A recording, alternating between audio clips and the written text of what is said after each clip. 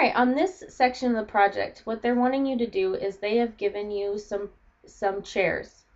They've given you selling prices for these chairs along the bottom, but they said these selling prices are not in the correct order. Okay, so what they want you to do is look at the chairs, look at their supply, demand, and how much it costs to manufacture them, and try to put the prices for each chair in the correct order. So for example, and there's really, if you reason it out and let me know what your reasoning was, you're going to be just fine on this one. Okay, so first thing, let's see, what was the lowest price of the chair? The lowest price chair was $19.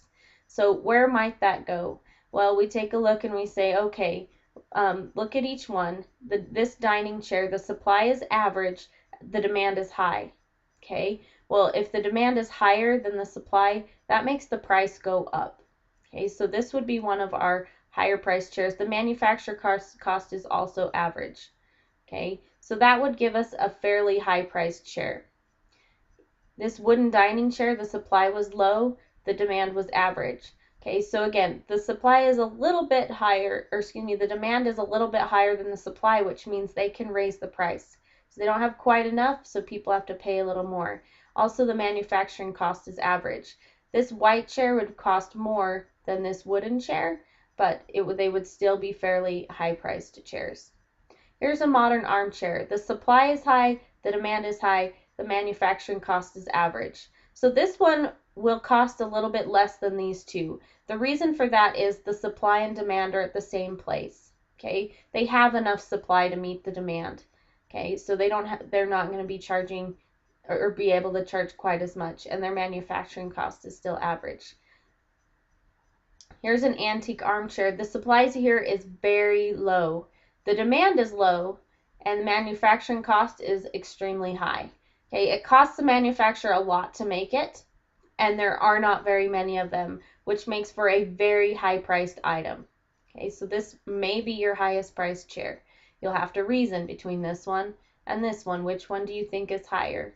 Okay, so the highest price for a chair here is $399. My guess is it would be that antique armchair would be $399. Here we have a rocking chair. Okay, here's our rocking chair. The supply is average, the demand is low. So notice they have more supply than they need. So that drives the price down a little bit. And the manufacturing cost is average. So they have to charge a little bit more because it costs to manufacture it, but not a ton of money because, they don't need as many of these. And finally, we have our folding chair. The supply is high and the demand is high, so those are even. All right. The manufacturing cost is very low, which means they can charge less for this chair. My one answer I'm going to put in here is that this chair is the $19 chair. Okay, I've used that one. Okay, and then go from there. It looks like the next price up is $115. We have a $189, a $280, a $245, and then $399. So what you're going to do is use the information they gave you here to fill in the correct price of each chair. Okay, with one of these prices. Don't use a price more than once.